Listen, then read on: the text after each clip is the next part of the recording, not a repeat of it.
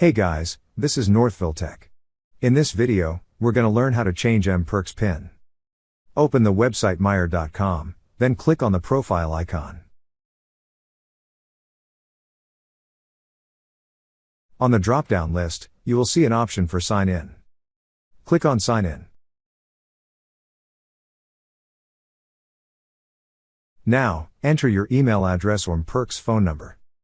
Then click on Next. After that, enter your password.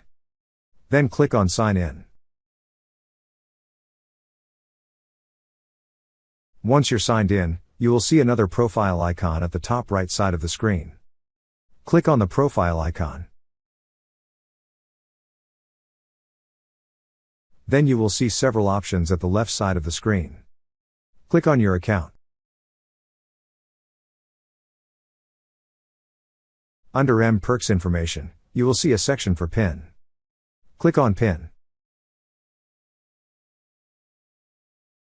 Now, remove the current PIN on the field provided. Then, enter the new PIN you would wish to use.